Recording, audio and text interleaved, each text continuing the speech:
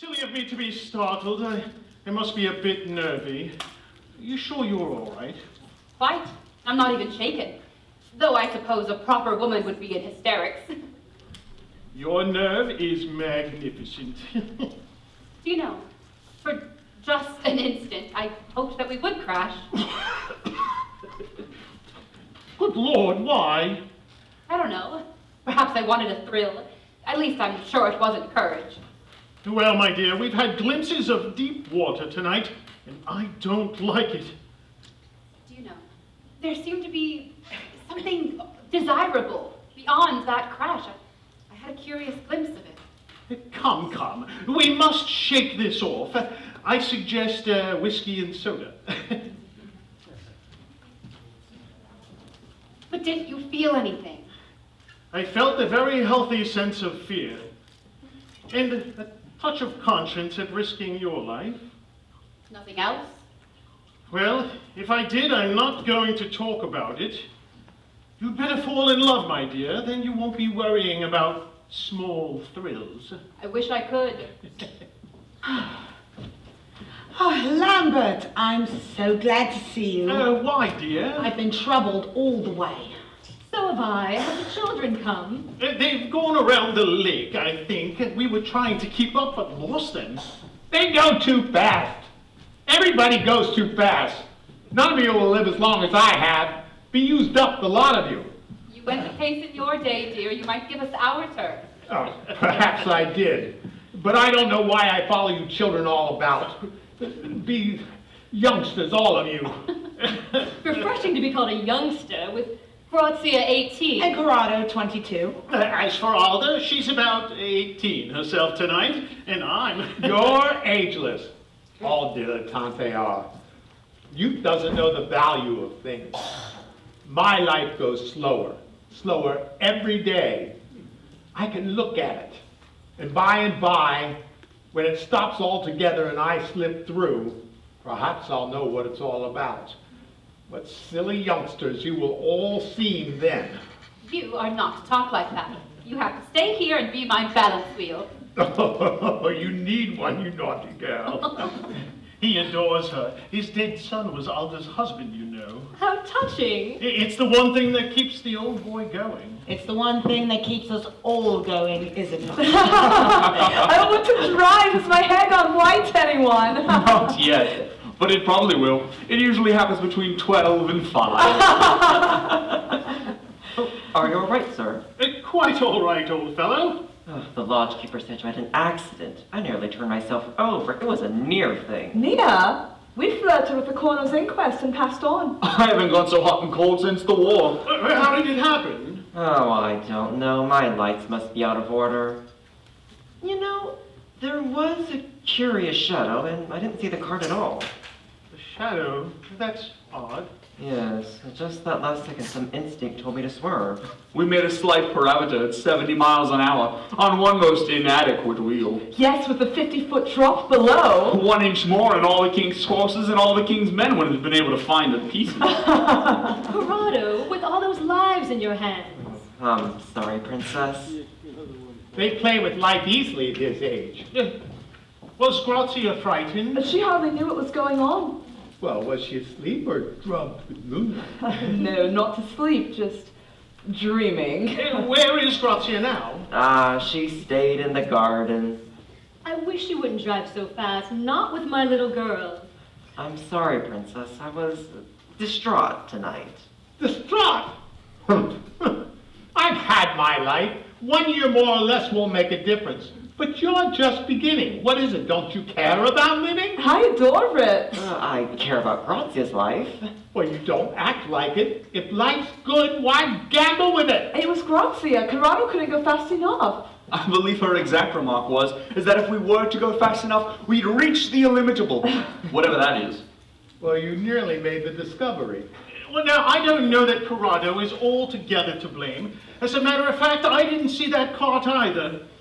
I hid it. Well, you did. Lambert! Don't be alarmed, my dear. An extraordinary escape. Even the car is hardly scratched. So the driver must have traveled 50 feet through the air. Oh, he went flapping through the moonlight like a great crow. Toward the illimitable. And he looked so astonished when we reached him.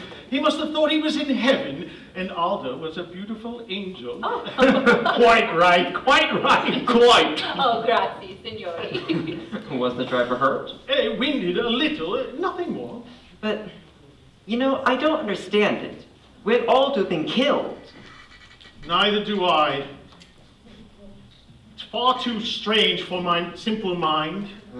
I think I need a drink. As do I. Well, I could use a little stimulant myself. How about you, Rhoda?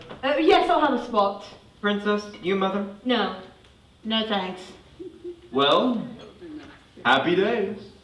And to a beautiful woman to love. And to a beautiful woman to love us. Life's no good without that. You know, I've been thinking, if our cart driver had broken his neck, I mean, what do you suppose comes after that? Where could he be now? You might do well to pay that a little attention if you're going to keep up this speed. The poor carter would have been gathered into the heart of God. Yes, but where? Olympus, or the Elysian fields, or the pearly gates?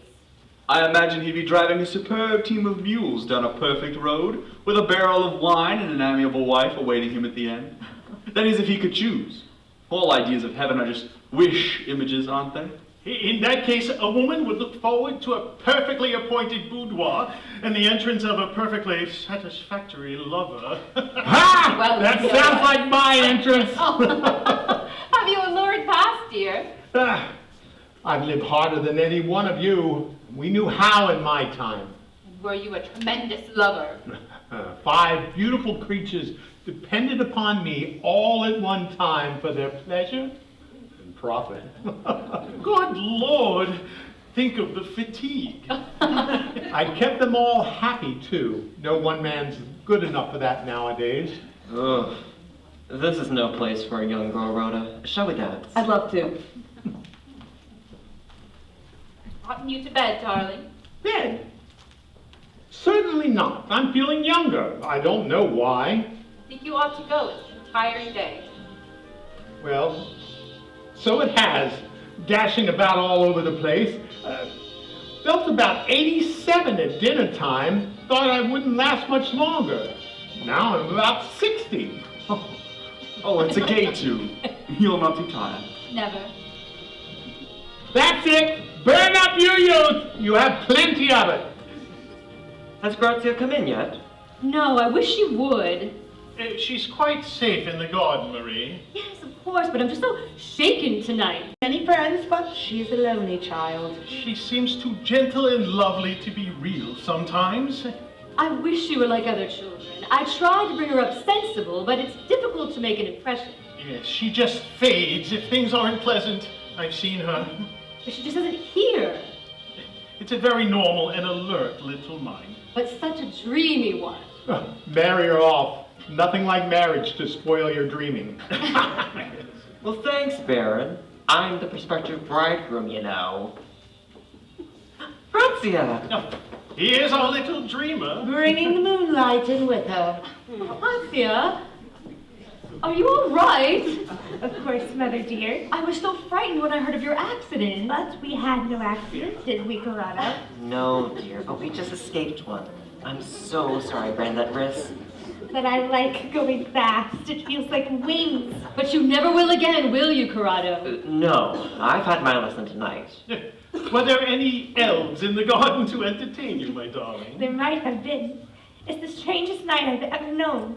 Didn't you feel it? All the time on the drive there were shadows running over the field.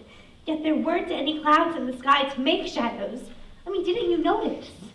By Jove, there weren't. It was just your imagination, Grazia. Forgotten how silent and swift a shadow can be.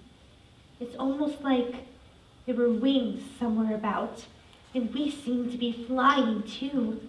Don't, Grazia. It disturbs me when you talk like that. Now, we feel you've been free quite long enough. When are you going to fold your wings and be my little daughter-in-law? You know, Grazia, Father is going to build us a villa in the woods, just at the top of the cliff. Oh, how nice. It's lovely there. Thank you, sir. I would do anything for you, my dear. You better clip her wings if she's going to live up there. Love will blind her, my friend. And children. Won't you make it next month, Grazia? I'm so impatient. Won't you, dear? And we could be quite ready in a month. I wish I could, but We could spend the winter on the Riviera, and in Egypt and Greece. Oh, you know how much you want to see the Aegean Isles. That's it. Do it while you're young and fresh. That's the time. Let it sink in.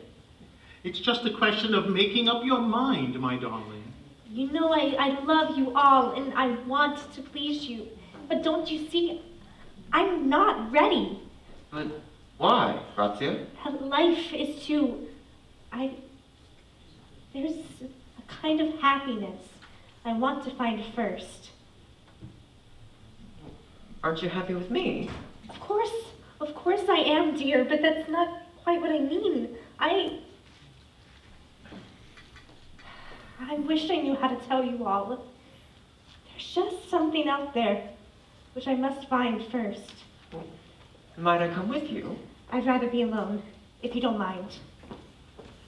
Let the child go. Life will tame her soon enough. Shadows running. I know what she meant. I saw them too. I feel like I could do a bit of running myself. Funny, but my legs are feeling younger. This fellow should creak, but it doesn't. Marie, one who is about to die salutes you and asks you for the honor of a dance. Delighted. I remember when you led every ball. And so I shall again if this keeps up. Amazing, isn't it? I didn't think I'd ever dance again. Was it a rough night for you, dear?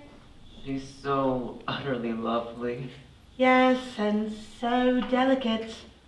But you'll never win her if If I turn saint and deny every human impulse, if I only live in music and poetry. But love is music, love is poetry. But one can't live like an anchorite on nothing but beauty. For instance, one occasionally wants a drink. And I'd have like a dozen after what I've been through.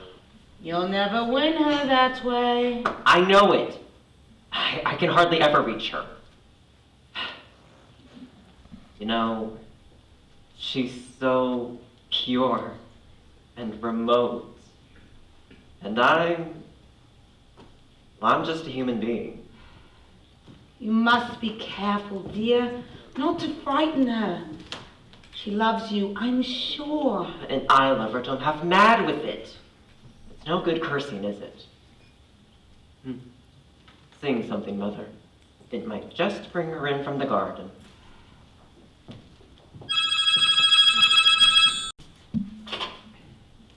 Yes. Really? How very strange. Is she actually out of danger? But that seems impossible. Thank you, mistress, for the message, and tell her I am much moved. Is it Selma? The butler says she's apparently well. She's taken food and wants to get up. But I thought she was dying. She was. The doctor said she wouldn't live through the night. Apparently the old soul wasn't ready for her either. There is some meaning to this. Yes, and I don't feel at home in the age of miracles. Oh, we must tell the princess. What's the matter, my dear? You. Don't bother about me, Eric. I should only disappoint you. Why should you disappoint me? I'm too restless for marriage. And besides, I've had that. Then what do you want? I don't know. Something... I want something overpowering. I want to be swept away and mastered. Well, I'm sorry if I'm not magnificent enough. It isn't that. The trouble is that I've known too much. I've drained sensation. Well, I've been said to have my points as a lover. Have you? There are plenty of women who have found me adequate. I don't doubt that. But now you'd like to settle down in a charming country house and breed healthy English children. I'm sorry, my dear, but that prospect does not amuse me. Alva, if you'll come out into the moonlight. I think I won't put you to the test.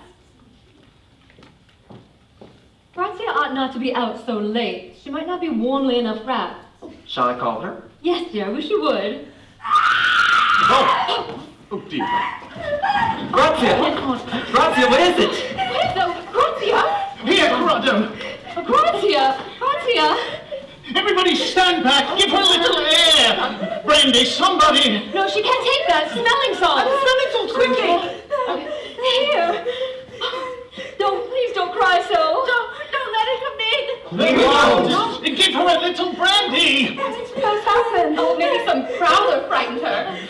Grazia, can't you tell us? She can hardly breathe. A bad fright. If anyone has harmed that lovely child. Grazia, look at me. It's Mother. Now, try to tell us what frightened you. Did you fall asleep and dream, dear? Oh, it's more than that. Oh, here. Have some brandy. Now, try to tell us what it was. I can't. Please, dear, we must know. I don't know what it was. I felt something cold and terrible. Oh, Mother. Go on, Grazia. I was sitting in the garden by the fountain, watching the shadows while dreaming. And I could hear your voices and the music. It was all so beautiful, so peaceful, that I didn't want to come in. And I thought, in a moment I'm going to feel something important, some happiness. I felt a world about to open, and then... Go on, darling. And then an icy wind seemed to touch me, but it couldn't have been a wind because all the leaves were still. Oh, Grazia. And then I felt someone behind me running. There wasn't any sound, but I felt someone running. And then I saw... What did you see? A shadow. An enormous darkness, but it couldn't have been a shadow because I could see the sky and the moon through it. Oh, Corrado. It's all right, Grazia. Quiet, dear. Excitement's tiring her. They go too fast. Is she apt to be hysterical? No, only very sensitive. Then what can it be? It was that ride, of course, and the danger. It's been working underneath. Oh, I felt something cold. I must get her home to bed. Perhaps I should have a room prepared for her. Perhaps she should lie down for an hour or two. Perhaps that would be best. Can you walk, darling? Yes, but not through the garden. You're going to lie down for a little while. You're all right now, aren't you, Grazia? Yes. A good night's sleep and you'll forget that accident. We'll come and see you tomorrow, dear. Please do. Corrado, Eric, search the grounds. Very good, sir. We will, sir. What a night! It just needed this excitement to top it off. Good melodrama, my dear. It started with a laugh and it ended in a shriek. I wish I could forget Grazia's scream. Hulda, would you mind if I slept in your room tonight? I don't want to be alone. I wish you would. I confess I don't want to be alone either. I thought English girls didn't have nerves. Outdoors all day. Scratch any woman and you'll find nerves, dear. Great Scott, what's that? Well, now who's nervy? Shall we go up, Rhoda? I'll feel much safer in bed. So shall I. Would you mind if I locked the door and looked in the closet? Oh, not a bit. If you don't, I will. Can we talk for a little while? We're sure to. I can't sleep. Oh, Lambert, are you not coming? No, dear, I'll wait for the boys. Very well. Good night, dear. Good night, darling.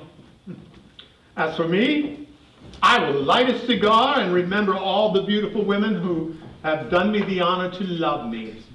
Remember, my boy, when you're old, you don't sleep. So live a full life and you'll have reminiscence for a melon cap. Good night. There you are. Did you see anything? Not a thing, sir. We searched, sir, but there was not a sign of anyone. But the shot! I thought I saw someone, but it was just a shadow. Has Grazia gone, sir? No, she's lying down. I'd like to get my hands on that prowler. So should I. Yes, if it was a prowler. What do you mean, Father? I don't know. The most extraordinary things have happened tonight. You missed the precipice by an inch when you should have gone over. I run into a cart at 50 miles an hour and nothing happens. No one is hurt. The mysteries do pile up, don't they? And Grazia saw shadows. Exactly. She was so terribly frightened. Father, may I go in? No, better not. I'll let you know when she's ready to go. Right, sir. Come up to my room, Eric. Right away. Will you join us, sir? No, thanks. I'll sit about here for a while and keep an eye on the garden. Oh, all right. Come along, Eric.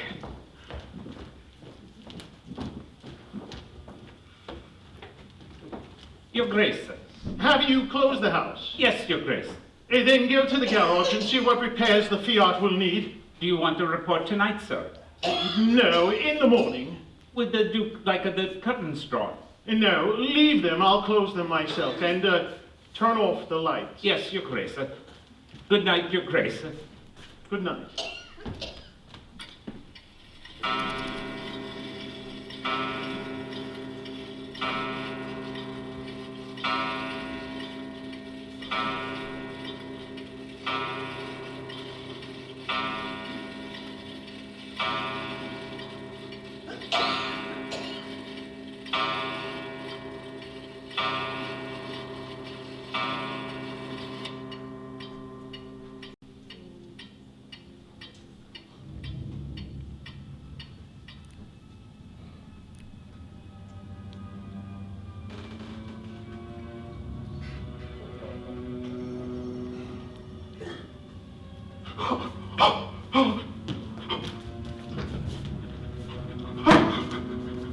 Who's there?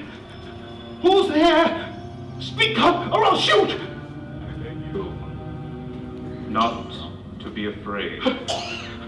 Who are you? I don't wonder you ask.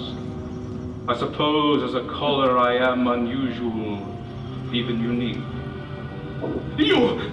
Stand back! It's quite useless against me. Break your gun.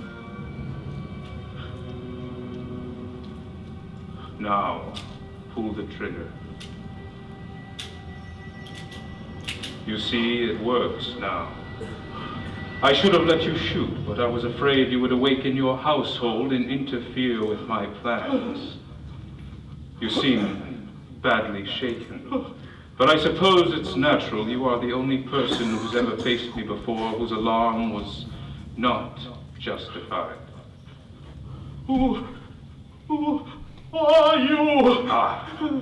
I've been so interested in my reception that I had forgotten to explain. I'm afraid it will be difficult. Perhaps you had better sit. No. Here. Your back may need some support.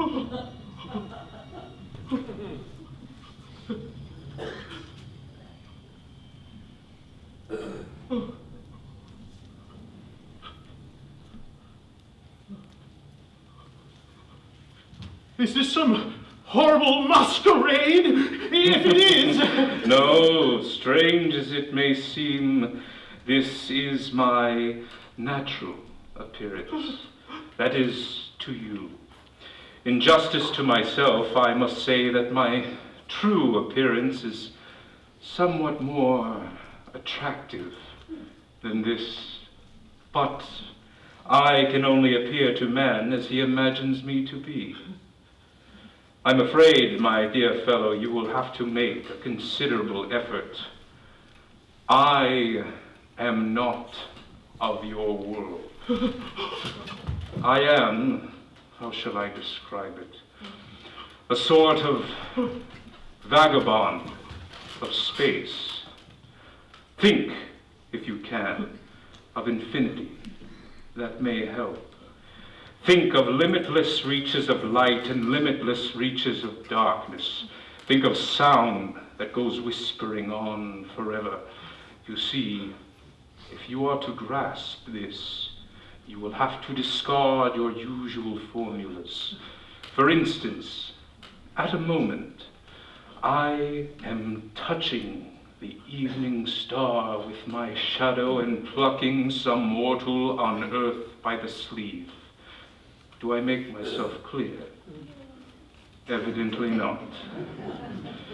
I told you this would be difficult. You see, I am Or I was, until I crossed your threshold. Death. I thought that might give you a shock, but don't be alarmed. I am not on my usual mission tonight. Quite the contrary. If I were, do you think we should be chatting like this? No, instead I would have laid beside you on your bed, or breathed in your hair as you walked by. I have already stood beside one of you tonight without harm, that lovely girl in the garden. Oh, then it was you. Yes. I didn't intend for her to see me, but she appears to be remarkably sensitive and aware. The rest of you, if I may say so, have been less acute. I have, you know, been with you all evening. Oh, then that explains... Several things. Your son, I thought, was behaving rather desperately tonight. If I had been playing my proper role, I would have taken him and those charming people in that car. Regretfully, I assure you. I positively had to hold his wheel at the edge of that precipice. You held... Yes, quite. And I brought your flying car driver to earth. I was absent-minded for a moment, or I wouldn't have allowed that accident, but really you and your son ought not to drive like that when I'm myself. You saved... Amusing, isn't it? Death in the role of a guardian angel. But I did. Doesn't that reassure you that I have no lethal intentions? It does, rather. That's better. In a few moments we shall be, I trust, quite good friends. But perhaps you'd better sit again. There are a few more unusual details. I'm about to take a holiday. Again, that sounds incredible, even to me. Think of it. For the first time in history, there will be no murders, no fatal accidents. No man will even die in his bed. Not a leaf will fall or a star from heaven. Nothing will crumble, nothing decay. There will only be life and growth. A sort of cosmic springtime. But don't be alarmed, it can't go on long or there will be serious overcrowding. Of course, that could always be resolved by another world war, but that gives me so much work. So I shall take 3 days only and crowd as much as possible into them. After that, I must go back. But why are you doing this? For a number of reasons. For one thing, to discover why men fear me as they do. Don't you know? How should I know? I, who have never experienced a mortal sensation, what could terror mean to me, who have nothing to fear, or pity when I must not pity, or kindness, or aspiration, or love? These are only words to me whose meaning I am curious to discover. In particular, I'd like to know something of love. It seems to me a potent force capable of making men do quite mad things. It is often on the lips of a man when he goes with me, unless he is old and spent with life. And there is another reason. Can you conceive how weary I am of always being misunderstood? I see things that are gracious and young and fragrant, and sometimes I desire them with a vague and aching tenderness. But if I draw too near, if the presence of my shadow is felt, a horror comes upon their minds. Can you conceive how lonely I am, and there is nothing that doesn't shun me, that doesn't shrink as I come near? Yes, Of course. There is something here to be seen and felt, something desirable that makes men cling to their lives. I must know what it is. In short, my dear sir, I wish to live a complete life in the space of only 3 days. What? How can you? I don't quite know, but I'm sure the attempt will be interesting. And you can help me. I? You and your friends. Obviously, I need a place for my experiment. I was passing by chance and saw Villa Happiness written above your lintel. It had a charming sound, so I find myself here asking your hospitality. Will you accept me these 3 days as a guest? As a guest? As a mortal, of course.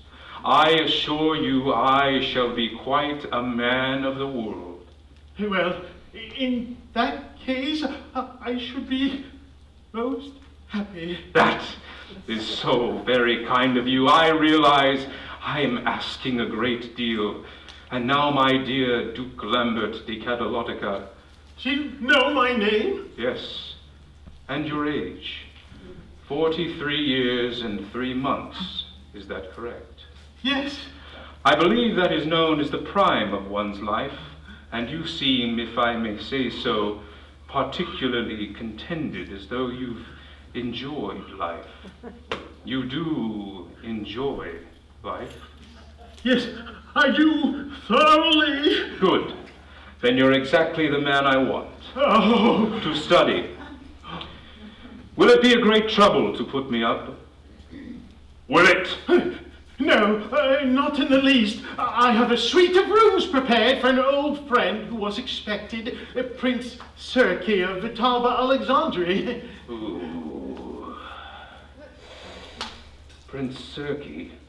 Oh, then you... Just this evening. I had no idea, of course, that he was your friend. Then I'm not to expect... No, I am sorry. Oh, poor Serkey. That does give me a suggestion. Was the prince known to your family and your guests? No, none of them knew him. Good. Then, since I've unfortunately been obliged to deprive you of a guest, it seems only just that I should take his place. Therefore, I shall be Prince Serkey de Vitalbi Alexandri for 3 days. As you will. And please understand that my presence here is not as a menace, but a protection. Oh, thank you. On one condition, on which I shall insist. Yes? I am to be Prince Serkey, no other. I wish to be immortal, and I shall be treated as a mortal on every particular that I require, that no one under this house and no one who may visit you shall show repulsion or fear on pain of my instant displeasure. I understand, Your Highness. You are the head of this house, and as such, you are responsible. Your guests could not bear the knowledge of my name. If my secret is divulged, I will leave instantly as Prince Serkey and return in my proper person. Do I make myself clear? Perfectly. I shall have nothing distasteful on my holiday. If anyone violates my command, I will leave instantly as a mortal and return as... I understand, Your Highness. Forgive me if I'm severe. I'm just a little sensitive on that point. So, is it a bargain? It is. And at last I am to become mortal. I shall feel blood in my veins, the warm blood of life. I shall feel my desire becoming flesh and my hunger taking the fire of blood. I shall know what you know, and feel what you feel. When I take flowers in my hand, they will not wither, and youth will not run from me with terrified eyes. And my hunger shall be appeased for an hour, my hunger that is as old as time, and those that I love need not be afraid. Not afraid! Not afraid! Oh, no, I am beside myself. My holiday is just caprice, a mad joke I play with life. What a monstrous, what a sublime joke. I, Death, do hereby take on the world, the flesh, and the devil.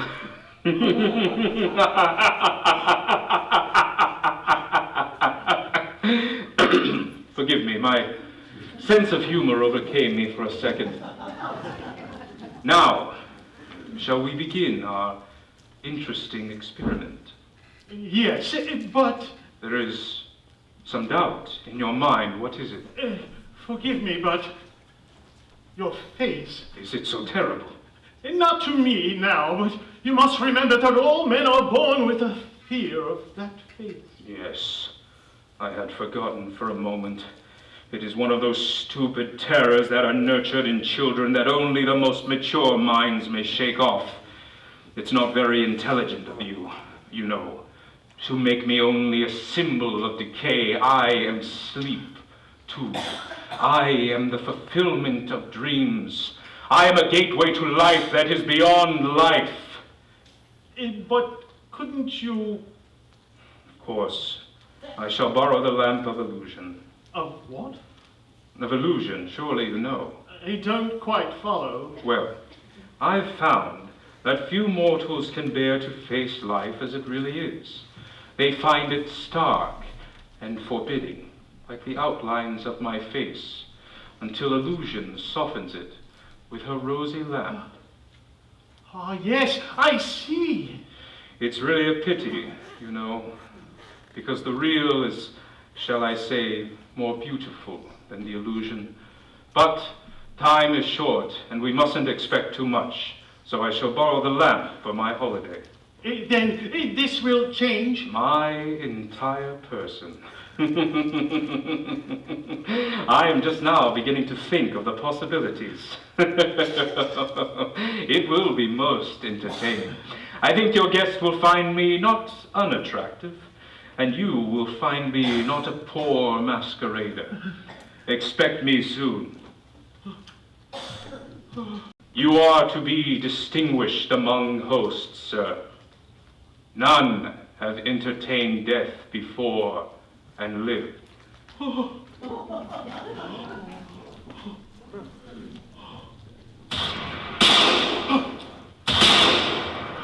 Stop him! Stop him! Corrado, for God's sake! What is it you do? Corrado, stop on your life! Ah, he's disappeared over the hedge. Hey, come down instantly! I call the servants, Your Grace. No! Turn on the lights! Go to the left wing immediately! Prepare the rooms. They must be ready in 5 minutes! Workers who've never worked before! Yes, Your Grace. Father, are you all right? I don't see why your pistol fired. Mine didn't. Father, what do you mean? Nothing. Did you see the fellow? And shoot. Lambert! Oh, you hurt? No. What is it? Is anyone shot? Hey, wait, everybody! I told you to go! Prepare those rooms instantly! Rooms? Rooms for whom? Father, can't you tell us what's the matter? What in the world is all this fuss about? Am I never to get any sleep? Corrado saw someone running in the garden and shot. Ah, the villain. By God, he may still be in the grounds. You can't! Why not? He may be the fellow who frightened Grazia. He was. Then let's get him. No, don't go out there! You mustn't! Why not? Is there any danger? Oh, you shouldn't have fired! Oh, God, if you had angered him! Who is this man? Oh, don't be afraid, dear. Is everybody mad? Lambert, can't you tell us? Somebody give me a brandy!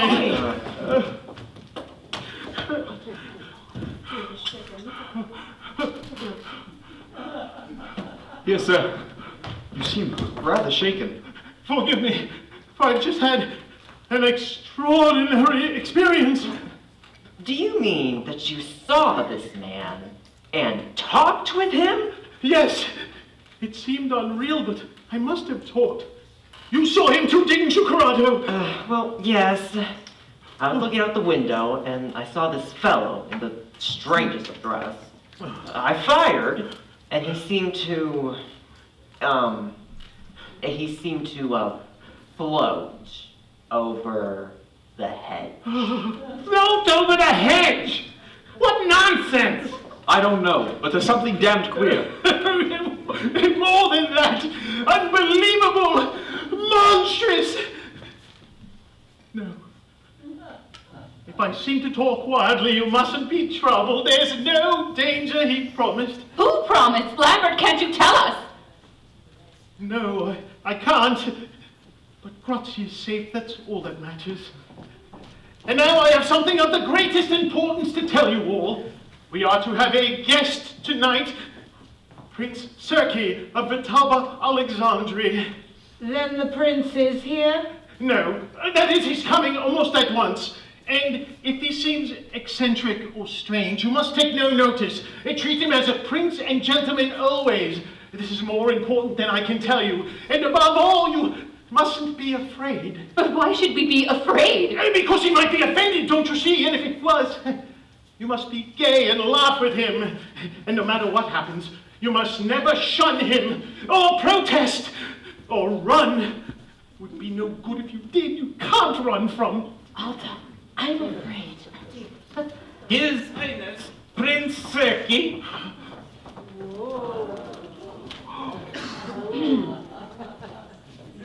Serkey.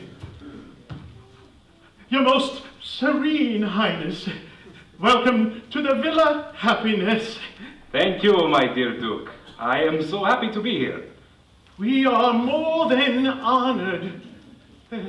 May I present my wife, Prince Serkey. Your Highness is most welcome. Thank you. Rarely have I been so charmingly received.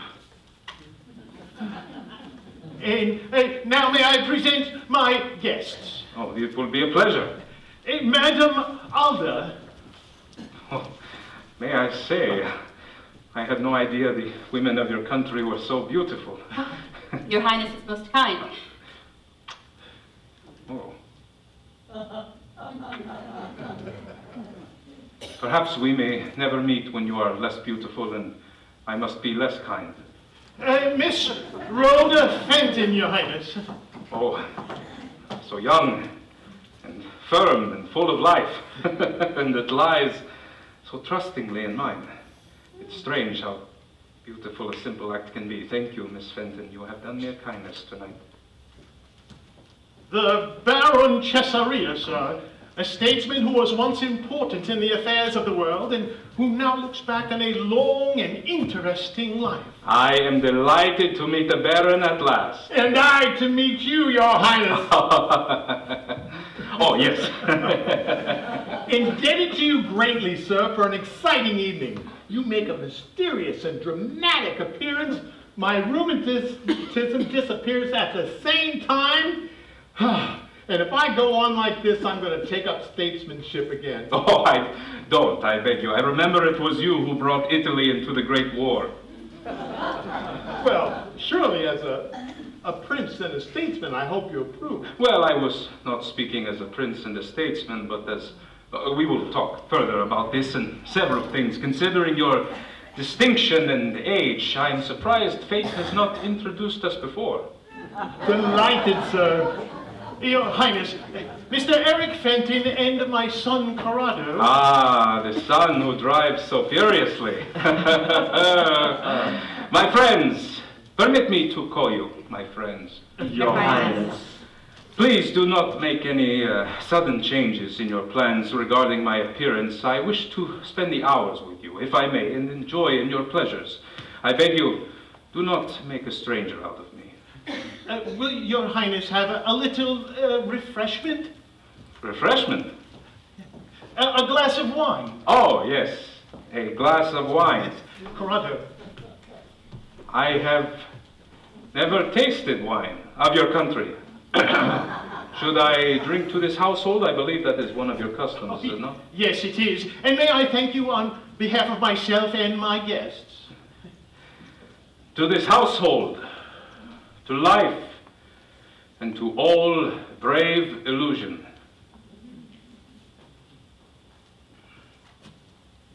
Wait a minute.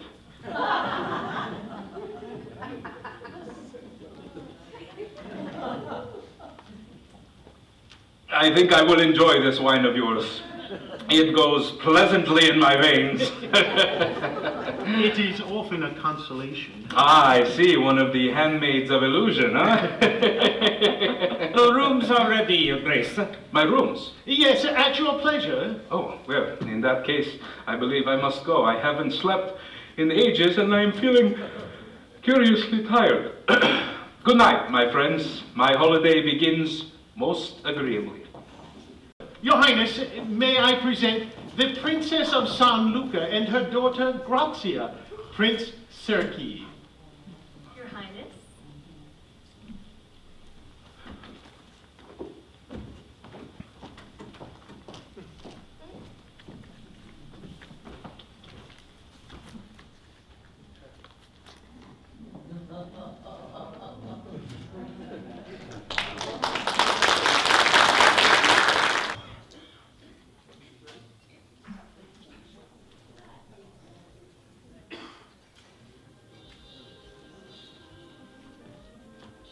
What, moping, my boy, on a night like this? Oh, I know. Grazia hasn't come. Why is she and the princess so late? I don't know, sir. Well, you're looking very gay tonight. Well, I feel like a very gay blade of a man. Positively a blade. Do you know I haven't worn a gardenia or made love to a woman in 10 years? But tonight, my blood's up. Well, the prince seems to be enjoying himself too. Oh, I should think so. I've never seen a man so surrounded. It makes me positively envious. Yeah, he does seem to be fascinating.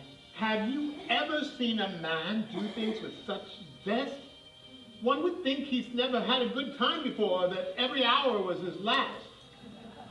I used to have zest like that when I was young, just like his. Oh, I wish Marie was here. Tonight, we could... Ermine! Slip from a white shoulder and warm from it still. Delicious. Perhaps it's Marie's. Nota d'amore. No, that's the Duchess de San Giuliano. Marie sent his La Rose Blanche. Nota d'amore, the Rose Blanche. Perfumes, Your Highness, worn by beautiful women such as those that have been crowding about you. Surely you're not leaving. For a moment, Baron, I find that I need air. Ah. I'm not used to this mixture of perfume and warm flesh. It is disturbing. Oh, but it is a pleasant disturbance. I wish I knew the secret of your popularity. Well, it is quite simple. Suggest that you have great depths of wisdom and great depths of passion that no one has ever really discovered. They will come flocking. That's it! That's it exactly! Great depths of passion. I shall do it! Of course, in my case, it happens to be true. Well, I almost believe it's true of me tonight. Tell me, Baron, you've lived a long while. What are things men like yourself value most? Why?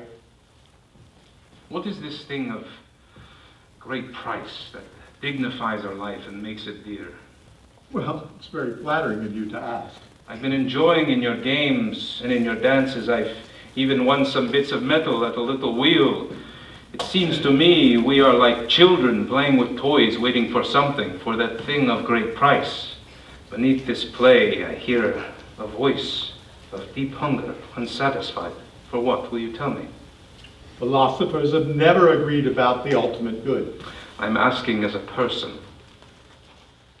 Well, in my own case, I had two aims.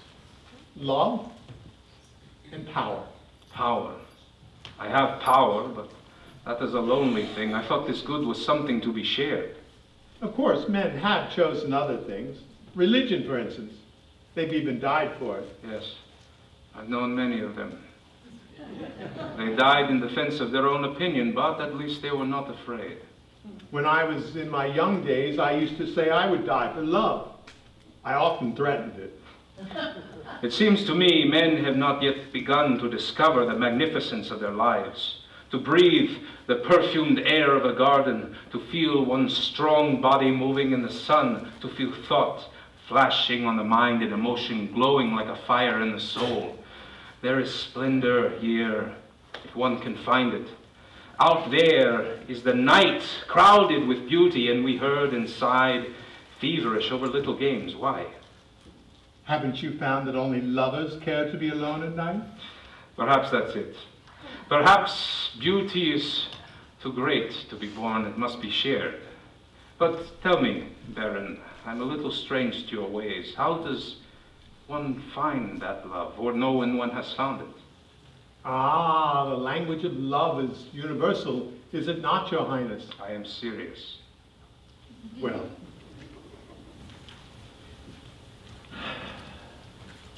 one meets a beautiful creature, preferably a beautiful creature, and then something electric passes between you. Then there is the prelude of talk, long or short. I remember once coming downstairs into a room such as this and seeing a lovely girl sitting all alone. I stopped. Our eyes met. And after a long look, I stepped to the wall, dimmed the lights, and a moment later she was in my arms. Divine creature. Again, that sounds like playing with toys. Well, there was one whom I loved. One whom I could share anything. But she died. Yes, I remember the Countess Sforza. You knew her? I met her just once, towards the end of her life. Well, she resembled the princess, Grazia's mother. By the way, Your Highness, what do you make of all the extraordinary things that are happening? You've seen the newspapers, of course. No, that is a habit I have yet to acquire. Really? They deal chiefly with accidents and murders, do they not? Well, I'm afraid the less reputable ones. I'm a little tired of that sort of thing. It isn't news to me. Then you haven't seen the account of the man who jumped from the Eiffel Tower and picked himself up unhurt? Oh, that poor fellow. He must have been desperately unhappy. I should do something about that. You? Well, I might write him a note of condolence. Capital, capital! What a sense of humor you have! I am so glad somebody has found that out. Then there's that situation on the Algerian front. No shots fired in 3 days. I don't understand. Don't worry, my friend. Your sacred privilege of blowing each other to bits is quite safe. They will begin again tomorrow. I suppose. Corrado, I think I will have another one of your drinks. Cognac, sir? Yes, please. And one for the Baron, eh? Oh, by all means. I've had to be careful for some years now, but tonight I feel like a 4-bottle man. Do you know that term, sir? Yes, I've known many 4-bottle men. They were so cheerful they were not even afraid of me. Afraid of you, sir? I've been known to inspire fear. Oh. Well, this is like the old times for me. Do you know that we used to sit around each night drinking and talking about love and religion, night after night? Night after night. How prodigal that sounds. And I have but 3 hours. You, sir? Among these friends. But tell me, Baron, why do you say religion and love? They are 2 words that share the same meaning, I should think. Ha! Of course they do! Of course they do! What a magnificent mind you have! And what a lover you must be. If I had the time. My dear Baron, let us drink to three things. To beauty, to love, and to ecstasy that is their child. Splendid! What a magnificent toast! To beauty, to love, and to ecstasy. The princess and Grazia have not come. Do you know why? No, sir. I've been expecting them every moment. They mustn't be too late. I will go and talk a little bit about these things. Will you give these bits of metal to your favorite charity? I have no further use for them. My pleasure, Your Highness.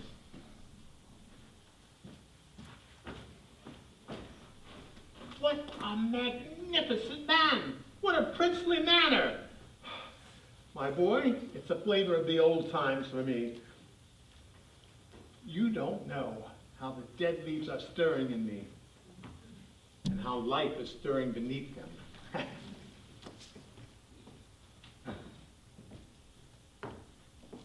No value in that, Corrado.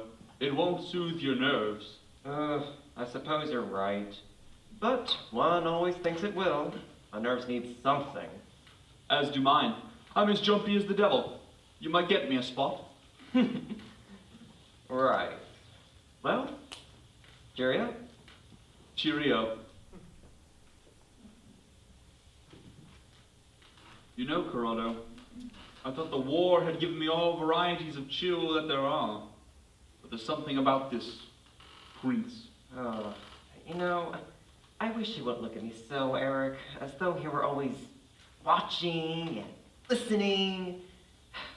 You know, that secret smile of his makes me shiver. I bet it's a damn queer country he comes from. Siberia, probably. I bet he'd enjoy putting a few Russian exiles to death. Most politely, of course. Oh, he's friendly enough, I suppose, but, you know, I've met princes before, and kings too. Nothing remarkable about them. But this is the most uncanny. And your father, always on guard. Holding his breath as though something might happen. As if there were some danger. You know, father isn't afraid for himself. He's a brave man. I just wish he would tell us. I wish he would. I'm terribly anxious about him. He said, you can't run from... if only he had finished that sentence. Father. Yes? Father, won't you take us into your confidence? About what, Corrado? This prince. Won't you tell us what's worrying you?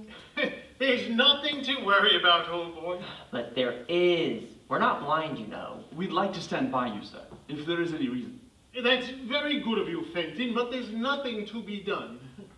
Oh, Corrado, please, be extremely careful this evening. How? Don't let anyone see that you're worried. Be particularly friendly with the prince. It's his last evening, and I want it to be pleasant. Ah, Marie, you're late. Is Grazia with you? She may come later. Oh, no, she mustn't miss this evening on any account. Why? Oh, because it would be... Lambert, what is all this mystery about? Mystery? Yes, you're also concerned about something. Who is this man? Prince Turkey. I feel like you were concealing something. Oh, please, Marie. Grazia has just been so strange the past 3 days. Restless, almost exalted. I do believe she is attracted to this man. And if there's any reason why she should not be... Oh, they're all fascinating. No, they couldn't be. Why? I mean, nothing could come of it. He wouldn't encourage them. And Marie, it's his last evening. He goes at midnight. Why at midnight? It's just his natural... That is, it's a whim of his, just a whim, nothing more. I wish you might be frank with me. As it is, I feel like I must forbid Grazia to come. Don't do that. Do keep her at home, princess. You mustn't. It would be... Marie, I love Grazia almost as much as you do. If any harm threatens her, I shall know. what I'm doing is for the best, for all of us. Please believe that I would give my life for Grazia. We all would. Then there's no reason why she should not come. None. Very well, I must take your word, of course. I'll look after her, princess. Thank you, dear. Will you telephone for her to come? Yes, of course.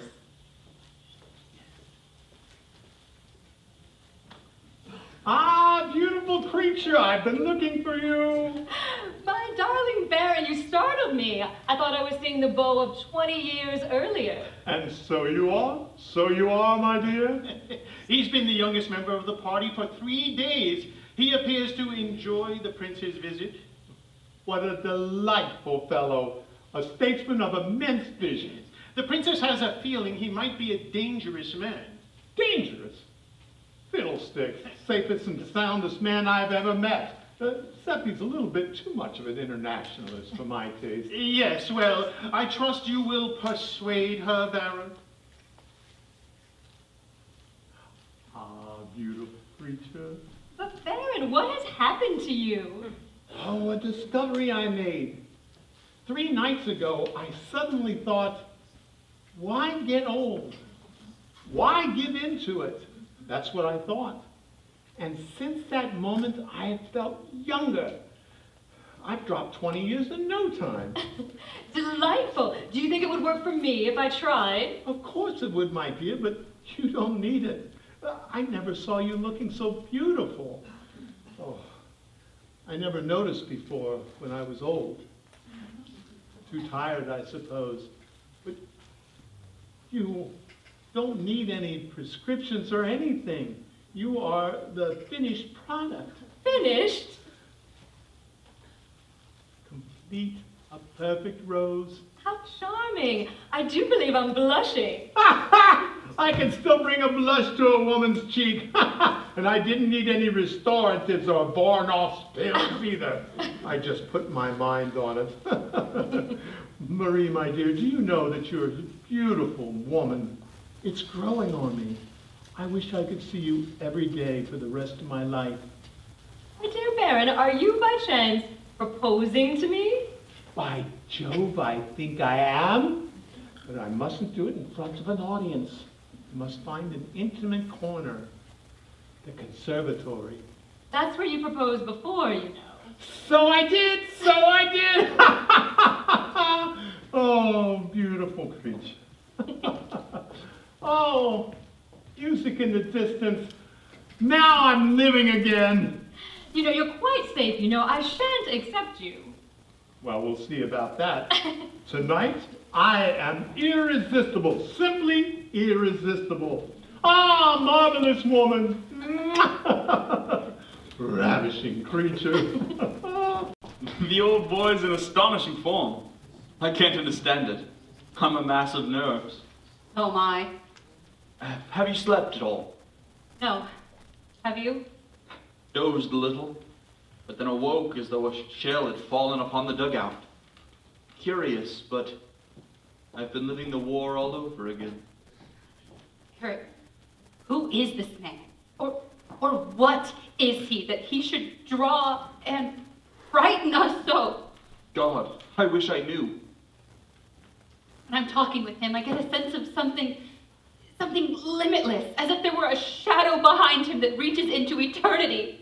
And when he's not in the room, I feel the shadow still present, drawn close about me. Yes, stifling. I feel him always at my shoulder. Tonight I couldn't bear to look in the mirror. I thought I might see him behind me with that extraordinary face. Damn him! When he speaks to me, I see... Alda, are you in love with this man? No, not in love. Fascinated. Completely. For God's sake, can't you pull up? Can't you see I'm not thinking of myself? I'm not being a cad. Hopeless Eric. But please, Alda, I tell you, there's something cruel and inhuman about that man. He might... I know! And yet I am caught like a bird by some great snake's eyes. It is no use to struggle. I am being drawn nearer and nearer. And I have to stand here and watch that struggle. I wonder what that lamp has to do with the mystery. He said it holds his secret. He smiled so strangely when he said it. That's just an old lamp that he gave the Duke. An heirloom of some sort. But why it is lighted during the day, I just remembered that it is.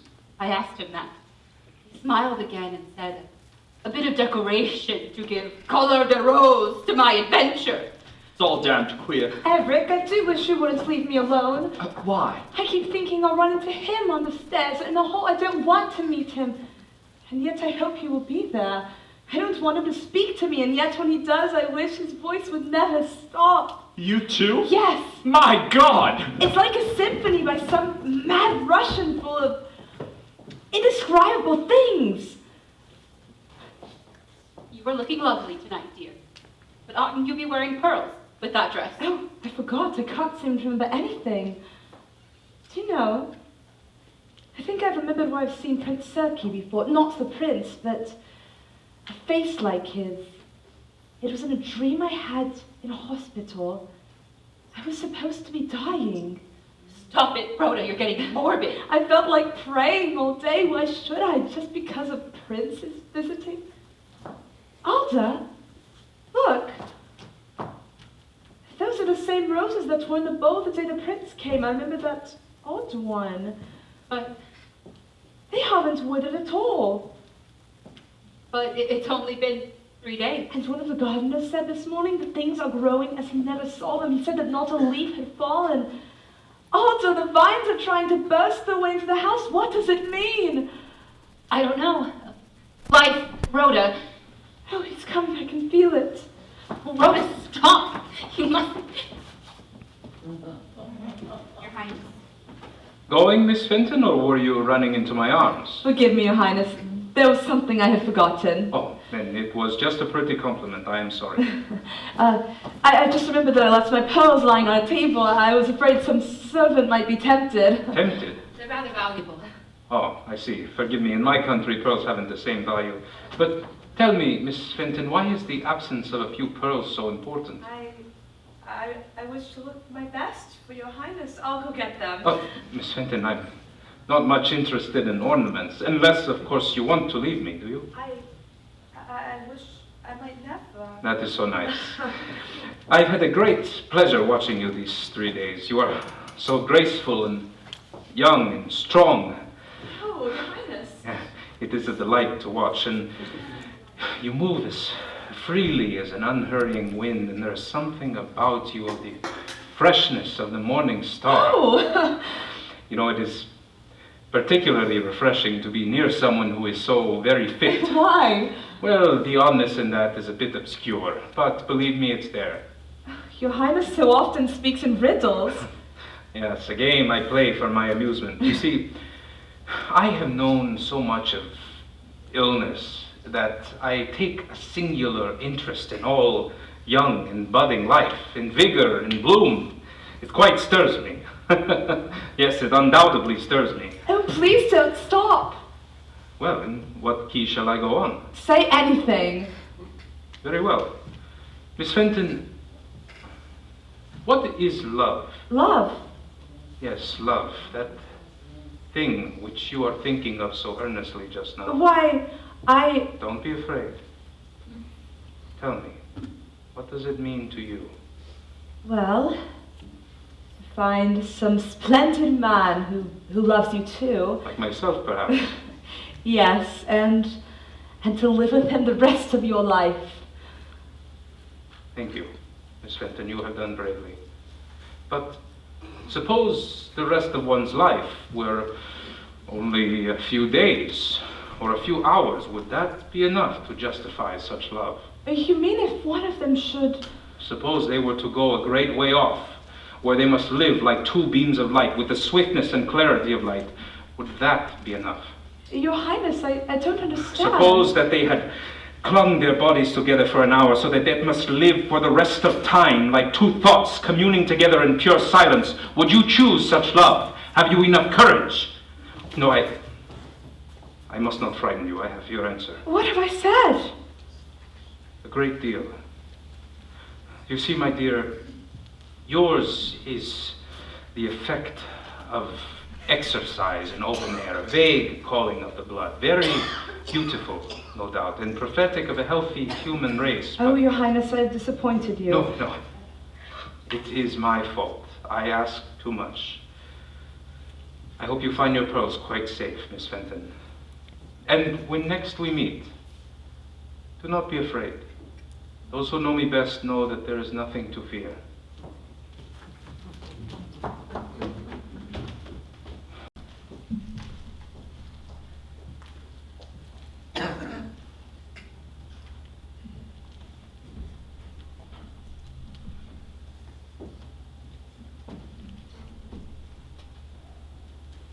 Your Highness.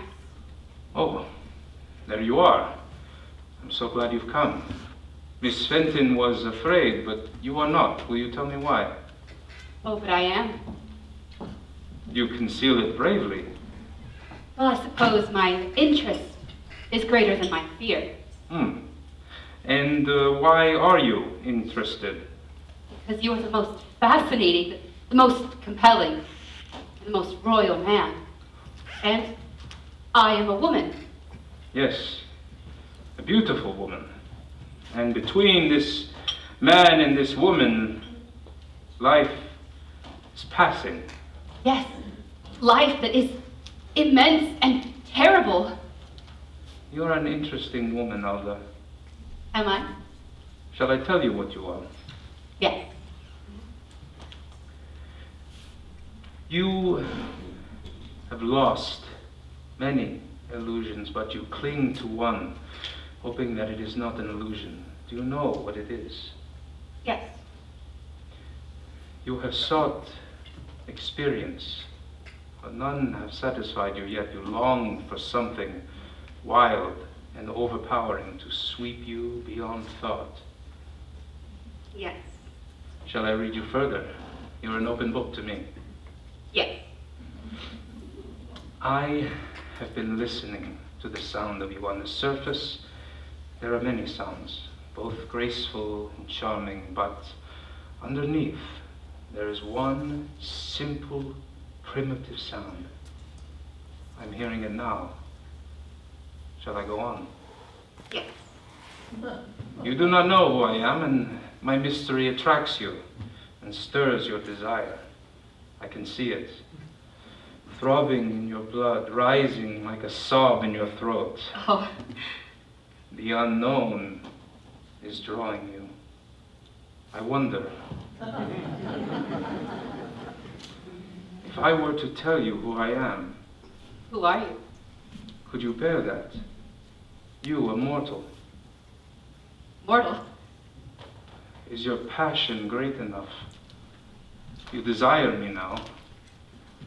I can feel you calling to me. You're quivering at the thought of my touch. If I were to kiss you, now you are caught in the dark current of my being. Will I call you back? Or shall you go on and on? On. Ah, so I can feed your desire. Yes. You do desire me. Yes. How much? More than life itself. And you are not afraid? No. Let me see.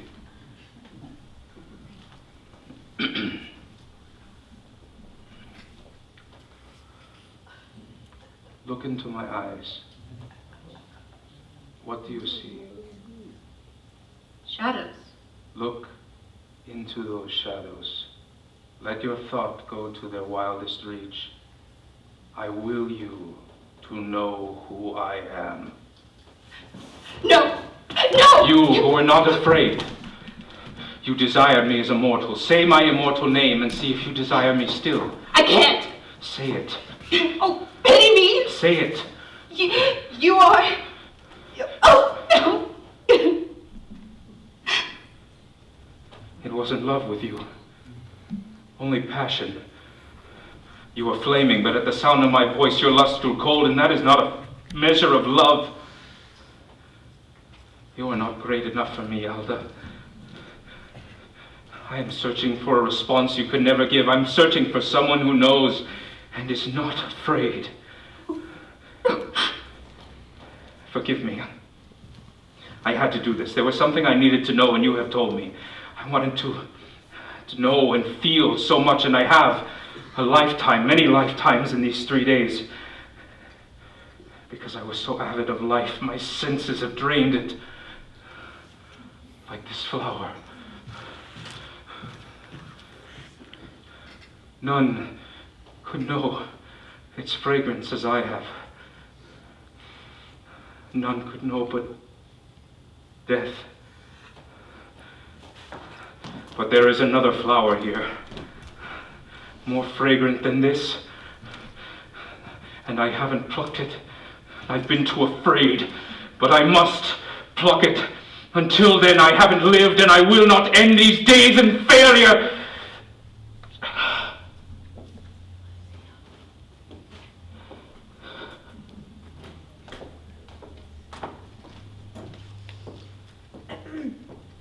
Well, here we are.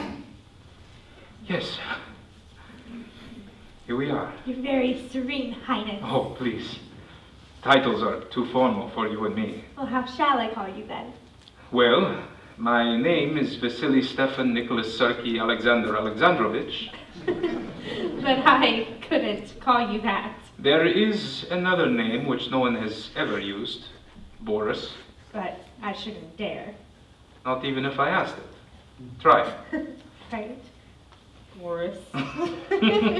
There, you see, it is quite simple. And it has a delightful sound. A very beautiful and serene princess of all delight. I like to be called Grazia by my friends. And I'm included. How charming of you.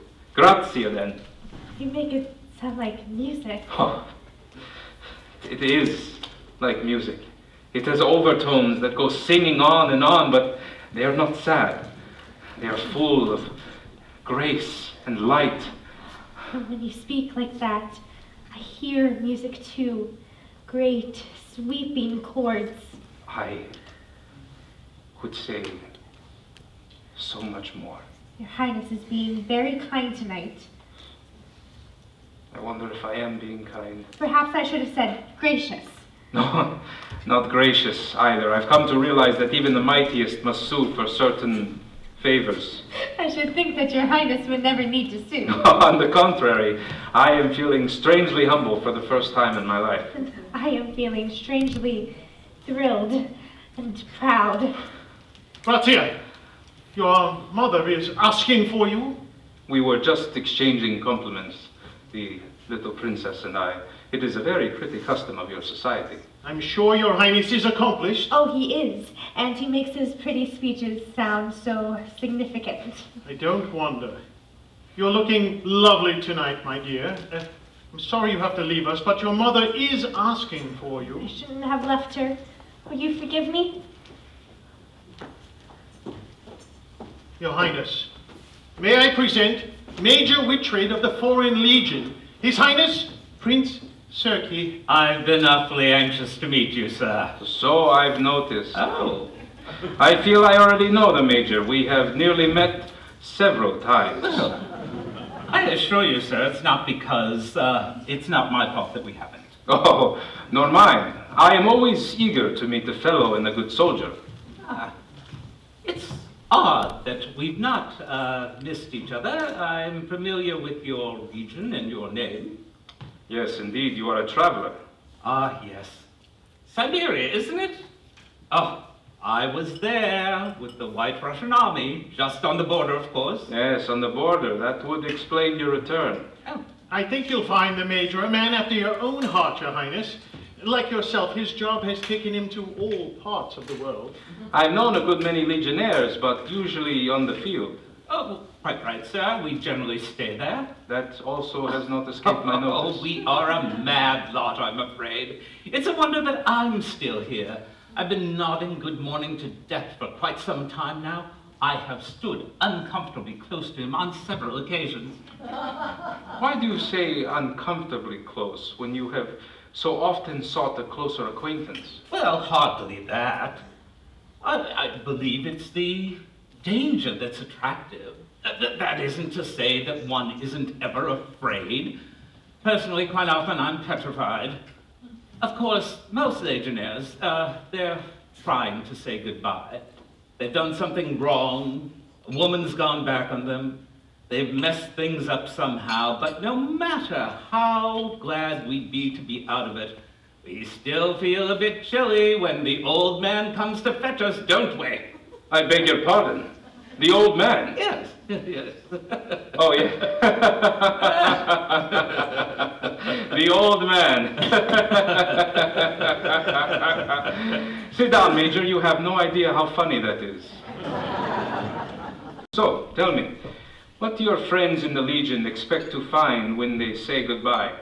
Why, 6 feet of earth, I should think, and good rest, and no more parades. Is that all? Well, of course, they'll be safe from the women. Safe? I see. So then it is love that makes a man wish to either live or die. That's about it. As far as what comes after, military chaps don't think very much about that. Best leave mysteries like that alone, don't you think? But they are never left alone. Fear is proof of that, and religion helps build fantastic pictures to still that fear and make life seem less hard. But has it ever occurred to you that life, death, may be more simple than life, and perhaps more desirable? It's odd that you should say that. You know, sometimes when I've been in a tight place, I've had this very curious inspiration. Perhaps it was a revelation. Yes. And once, I had this dream. Curious dream. When I was wounded, I was standing alone at the top of the world on an icy peak, and all the world's mysteries seemed clear to me. I saw the truth for a moment and was completely at ease. From that point forward, I've begun to think that death could be a high adventure, a magnificent discovery, a glorious freedom. Permit me to say, you are a very fortunate man. Huh?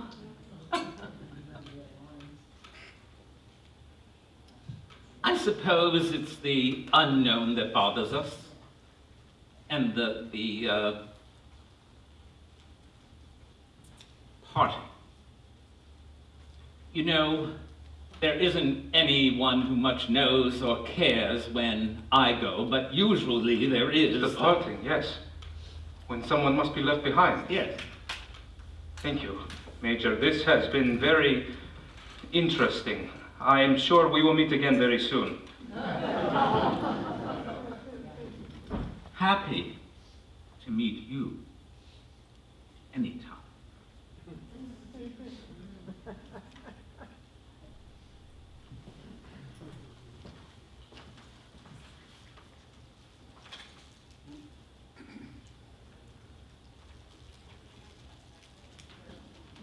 Your Highness, she is a lovely child. I hope that one day she and Corrado... What is the program for tonight, my dear Duke?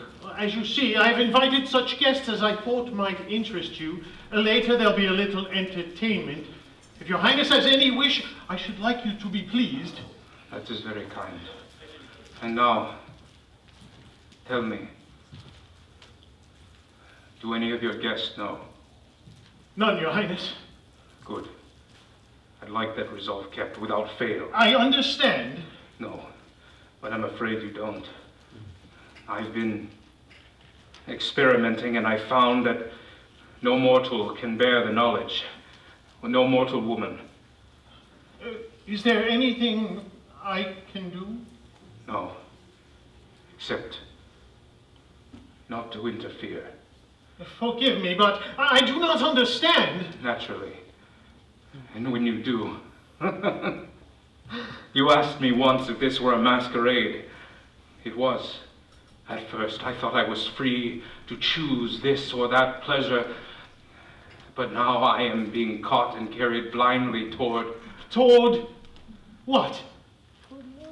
Your Highness?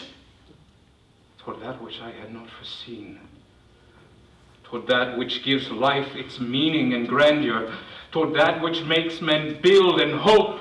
Yes? Toward love. Love? It's strange to you, is it not? And infinitely stranger to me, I who am known as the destroyer of life, now wish to love and cherish life, to hold it tenderly and passionately. But do you love a mortal? I said passionately. Does that indicate a bloodless ghost? But what will happen when you... I think I'm being too cruel. This is horrible! Perhaps I am being cruel, I don't know. Isn't that proof of my mortality? Does your mortal lover not think and weigh? He plunders where he can, knowing that there must be an end. Does it matter if that end is 1 day or 10 years? But it is fatal to love you. Have you forgotten that tonight I must go with empty hands? Are you sure? I am an expert in conclusions, my friend. Don't look at me with that fear in your eyes. I tell you, it is I who am afraid. I came to sip and to taste your pleasures, to find what meaning they had that makes you cling to life, and I have found it. It is love. And the hope of winning love. And now I am caught and bound until this borrowed blood of mine is aching with an intolerable pain. I, who am invincible, have found a stronger thing than I. Will you tell me who? No. I will not tell you. But understand this. I will not be thwarted. I do not intend to repay your kindness with disaster, but no one must hinder me. Is that clear? Yes. Thank you. Oh, my dear Prince, I've been hoping to find you so that we could continue our conversation on international relationships. My dear Baron, I give you beauty and love and ecstasy. What's the matter with the Prince? Where's Alda? Oh, I don't know. I couldn't tell. She's about somewhere. But Lambert, the Prince. Where's Grazia? With her mother? Why? What's wrong, Father? Something terrible! Well, I thought the Prince didn't seem himself. I saw Alda heading upstairs, looking ill. Ill? Oh, God, if it should be Grazia. Father, what is it? I must go see Alda. Wait! Don't keep me in suspense. His Highness has just told me. Oh, it's too incredible, too monstrous. Tell me, quickly. He loves a guest in this house. That's what he meant. But you don't know what that means. You can't because you don't know who he is. But I know. Isn't he Prince Serki? He can't have Alda. I will not allow that. Father, it isn't Grazia. I don't know who it is. He wouldn't tell me. But he said, if anyone tries to stop him... Oh, by God, I will if it's Grazia. You can't. You don't understand. You can't. We can do something. We can stay near them so that he can't see them alone. But we must not offend him. I don't understand. What is with all this mystery? Father, what can he do? Oh, God, anything. But he said he would not harm the one he loved. And he said we should all be safe if we didn't interfere. But I can't believe he would do any of us any harm. He can. He can destroy us all. Father, can't you explain? I can't. But go and stay near Alda. And Grazia, stay close to them. Don't let them out of your sight. It's all we can do. Oh. The world's gone mad, it seems to me, quite mad. Oh, Grazia, I'm so glad I found you. Why, dear? Aren't you going in for the entertainment? No, not now. Oh. Will you, do me a great favor this evening? Of course. May I stay very close to you? Why? Why? Because I love you. And well, I'm afraid. But there's nothing to be afraid of. Oh, why are you so strange? I seem to be waiting for something. Let me stay with you. It is not you I am waiting for, Corrado. Grazia, please come back to me. Please, I'm in terror for you, Grazia. There's some awful danger. Father said... No, not danger. Happiness. Something I have waited for so long. Oh, God. Please don't be unhappy, Corrado. I love you in some way I can't make clear. If I didn't feel so far away, I should be holding you close to me while crying. I want to do that, and I'm afraid I never shall. Grazia, you're trembling. I'm only a little cold. Will you grab my cloak from the hall? I don't want to leave you. Won't you come with me? No, I must wait here. Corrado.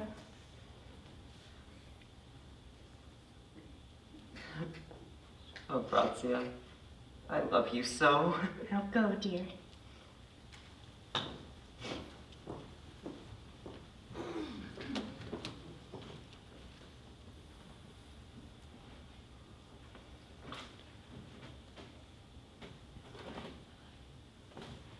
Why are you not with the guests? For the same reason you're not, I think. You say that so simply as though you knew. I do know. Strange, we hardly need to speak, do we? Thoughts are so much clearer than words. Then perhaps you can tell me what I've been doing in the garden. I think I can. Almost. Tell me. I want to hear it from your lips. I think that you have been holding life in your hands as I do sometimes. I think that you have been a little afraid of its beauty. You wonderful, exquisite child, you do know.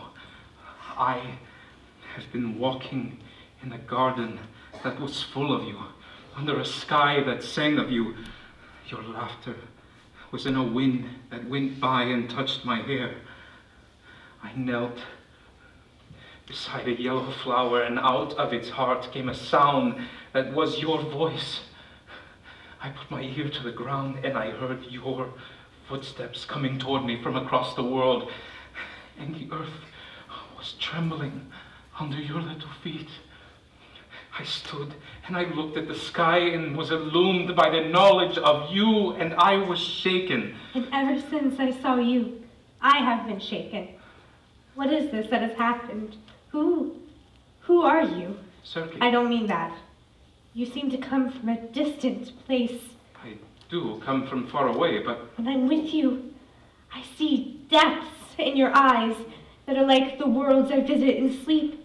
And beneath your words there is a sound that I've heard in dreams, or sometimes when there's a storm in the mountains.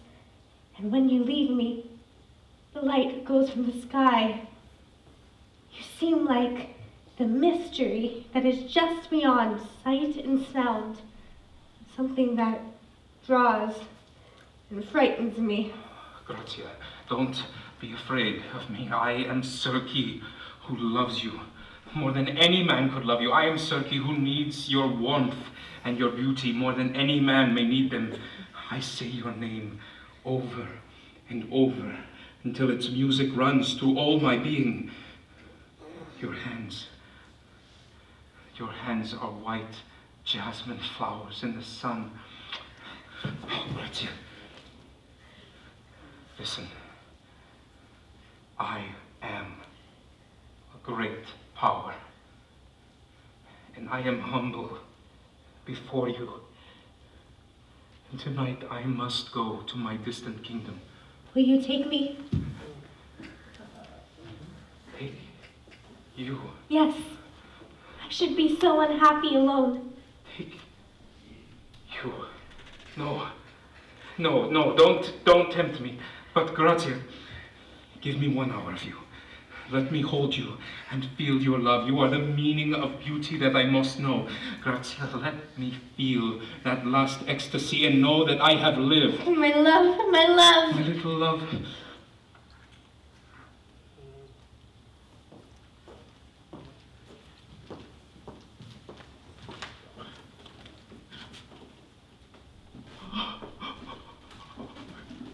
It is Grazia! Oh.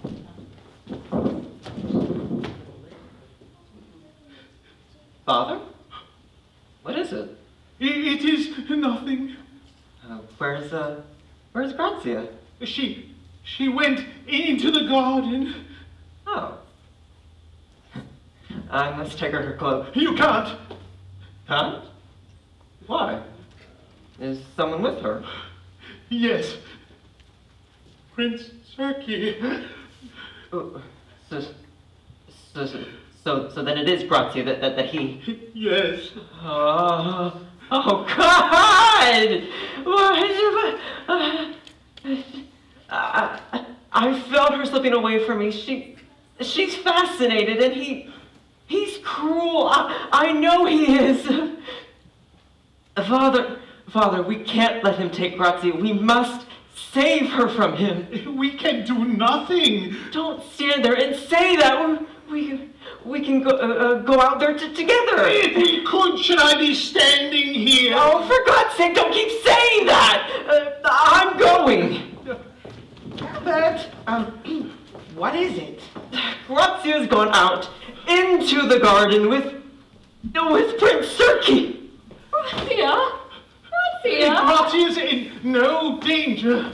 What's happened, sir?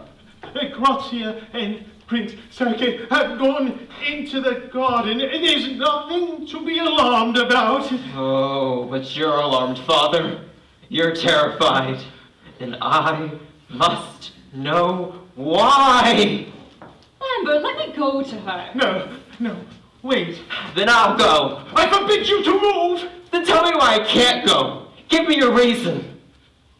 I can't. Grazia's in some danger. I know it. Where have they gone?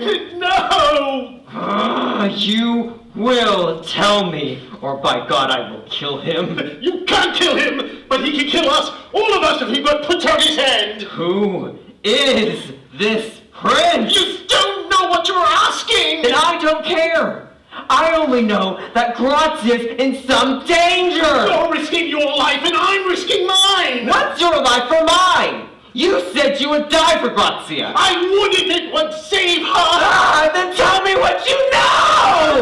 No! Save Grazia! Save Grazia! All right, I'll tell you. He said if I reveal his secret, he will leave instantly as Serki and return as... Steel yourselves if you are to hear it. He is not Prince Serki. He is the one who waits, the one whom all men dread. His Majesty, Death, amusing himself on a holiday. Grazia!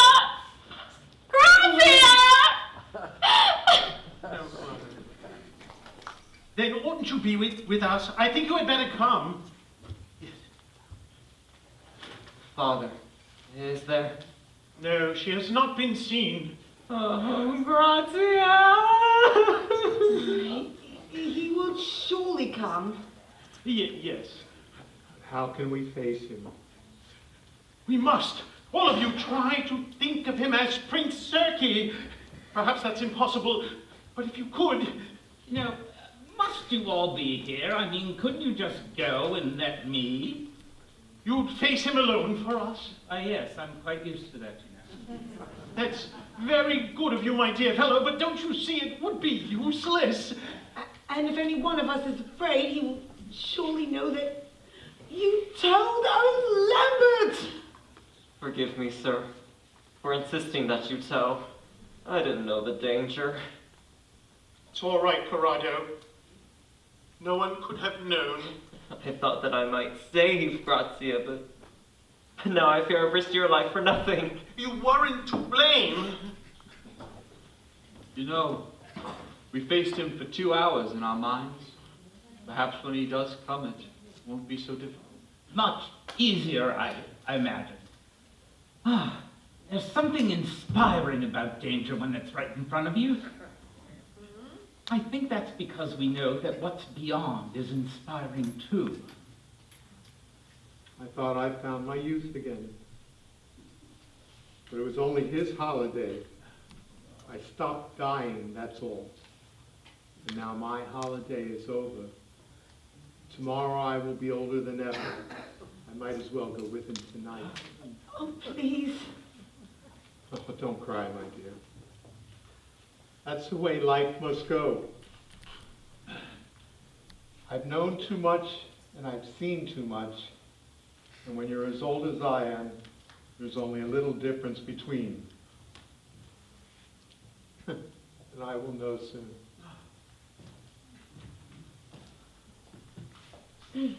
Lambert, he will surely come. Yes, I'm sure he will come and say goodbye to his friends. But Grazia. I don't know. Perhaps he will be kind, or he may take Grazia, or me. You? Or all of us. We must be prepared. Don't trouble, sir. We have enough courage for that. Of course we do. You know, I have a feeling that we might be all wrong to be afraid. I spoke to him tonight about dying, and he said, has it ever occurred to you that death may just be more simple than life, and infinitely more kind? He said that? Yes. And when he spoke, I had a curious feeling that somehow he knew. Good job out there.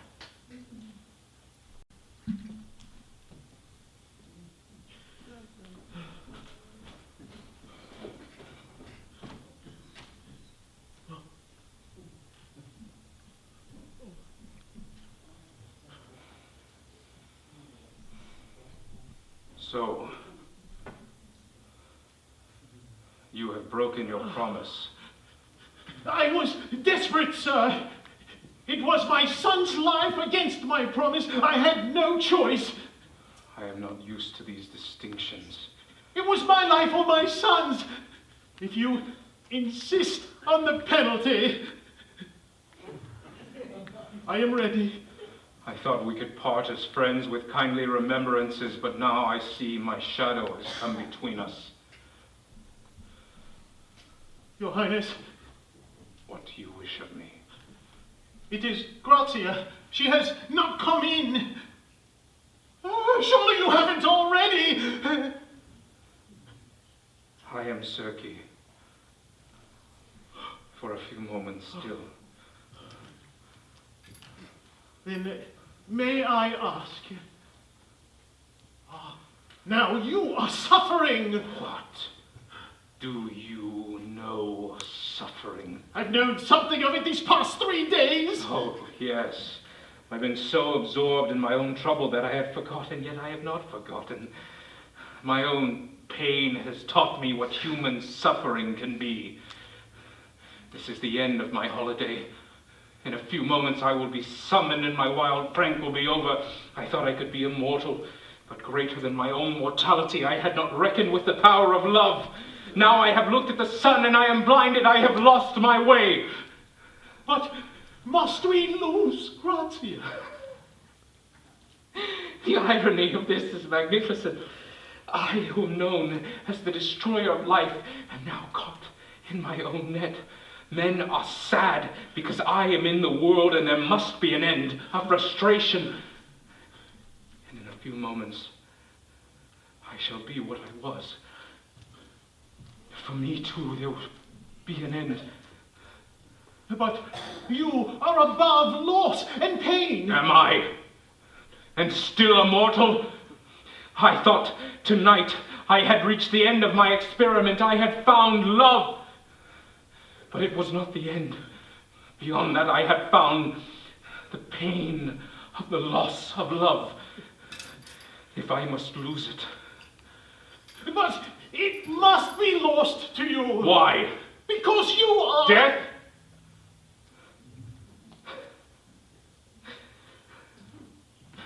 Thank you, my dear Duke. I have been talking a little wildly, but you have brought me back to earth. The situation is this. You do not intend to give up Grazia, neither do I. It is as simple as that, and as profound as the sadness of all parting. But her friends, her mother... Has Grazia come? No. Has he?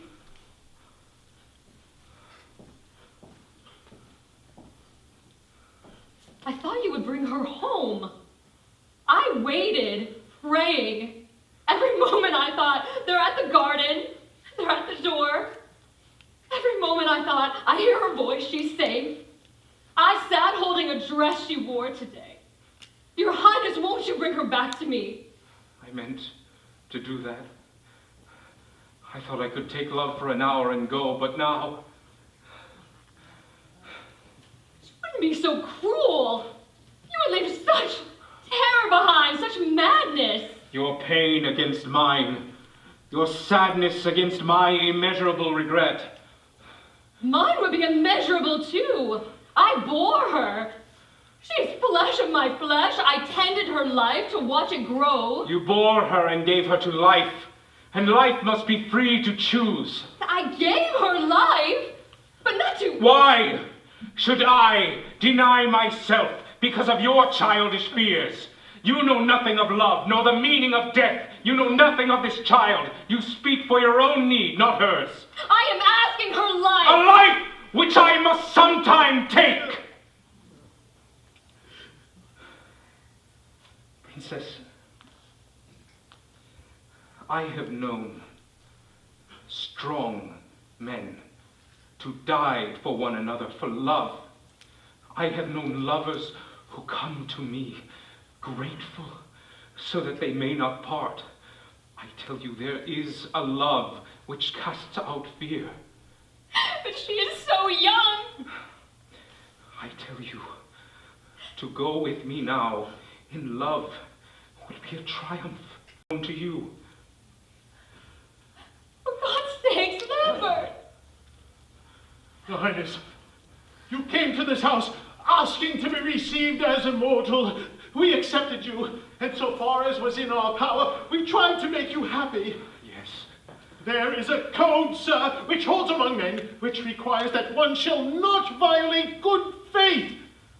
I ask you to respect that code, sir. I am speaking of Grazia. She has disappeared. You are going. What are you going to do? Give her back to me. Give her back to me. One lover must always lose. But then give her back to me. And parents are left for love. But not like this, not in death's visible hand. There are worlds between us, and I cannot reach your minds. You ask me to make this sacrifice as a man when my desire is greater than any man could know. You asked me to give up love when I have longed for love with a surpassing hunger. You are in terror, and I am in agony.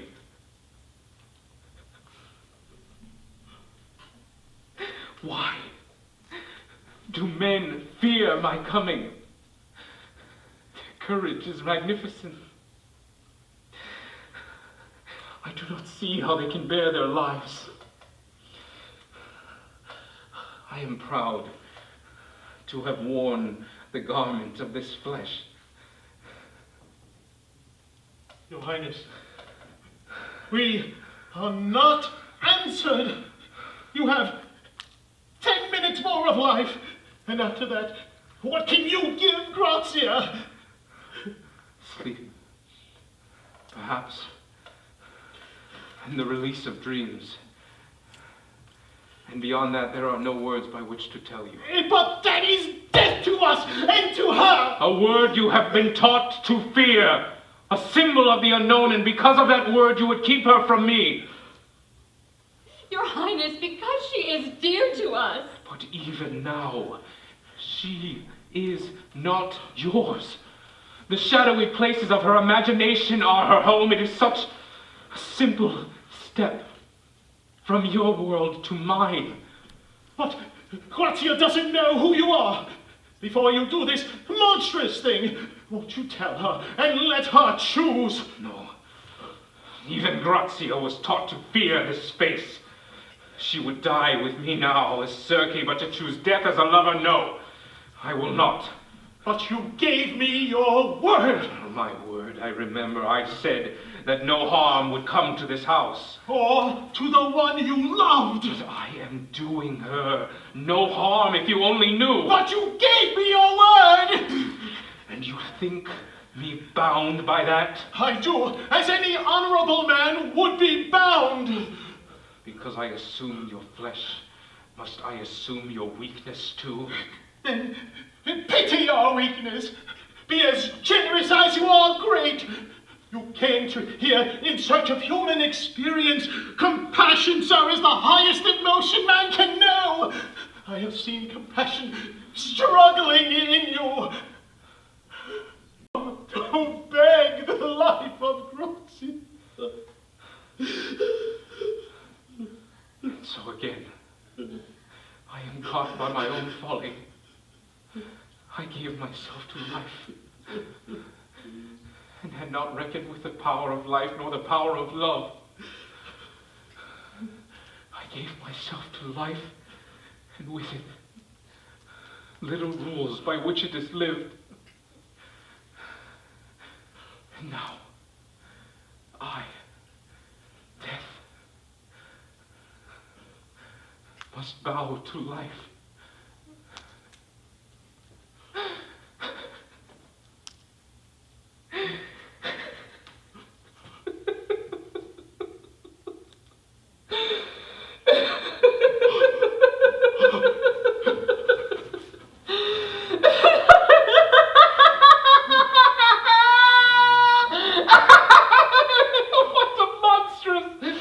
What a sublime joke.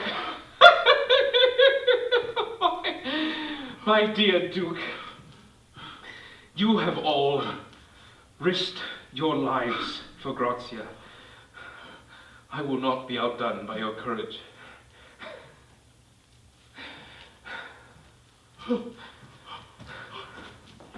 Going? To find Grazia. What will he do? What will he do? Wait, Marie, wait.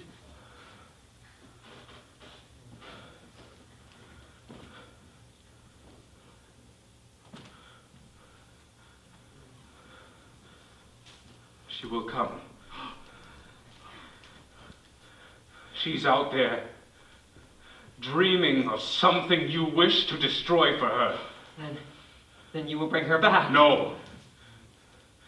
It is for you to call her back. Oh. Oh. God! What will he do? He won't take her away. Wait, Marie, wait. She is coming. Save her if you can. Your Highness? Did you call? Grazia, darling, I was so frightened. So frightened. Your Highness called? Where did you go? You can't go off like that again. Not in the night. But I was quite safe with him, Mother. I love to be with him. I must stay with him always. But you can't go with Prince Circe. You can't. Why? Because he's going far away to live in a distant country. You can't live there. I couldn't live here without him. I know he seems a little terrifying to you, but I am happy with him, and safe, and so contented. He is kind, Mother, and more tender than anyone I have known, even more tender than you. I have found the happiness I have looked for so long. Grazia, you don't know what you're saying. Why are you all so strange? Why is it so dark? I have found my love. There ought to be lights and music. Oh, Grazia, you're trembling. I'm only a little cold, Mother. Why are you suffering so? Save her! Tell her what you will. What is there to tell? Do you think that there is anything that I do not understand? I love His Highness, and I must go with him. Your Highness, you must. Say what you like. It will make no difference. For God's sake, it's nearly midnight. I know. And so, my mortal experience must have its usual end. I too shall have my parting. Grazia. I came to this house as a jest and made love to you as a jest. You're trying to destroy my love because they wish it. It was not a jest. Grazia, don't smile so. It's true. Someone tell her quickly while there is time. Corrado, she is cold. Take her in your arms. Give her warmth. Grazia. Grazia. Don't you hear? Here, Won't you stay? with me. I can't, Corrado. But I shall always love you.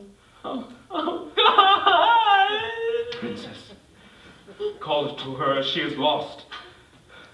Grazia, darling, come back to me. Oh, she's lost. She's lost. Grazia, listen while there is time. You can't go with me. You must stay here with those who love you. If you were to go with me, you could never come back to them again. Where I'm going would be a land that is all strangeness and mystery to you.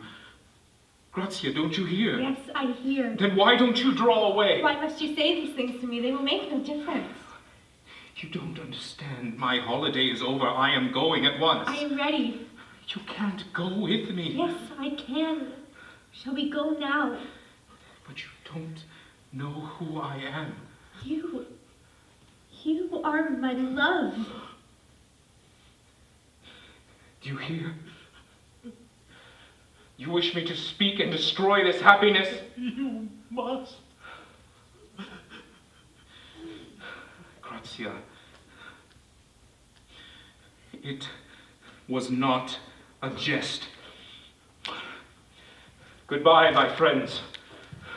Remember that there is only a brief moment of shadow between your world and mine, and when I call, come bravely through that shadow and you shall find me, only a familiar friend. Goodbye, Grazia. Now you see me as I truly am. But I have always seen you like this. You are not changed. You have seen me like this? Yes. You seem so beautiful to me. Then there is a love which casts out fear, and I have found it. A love that is greater than illusion and as strong as death.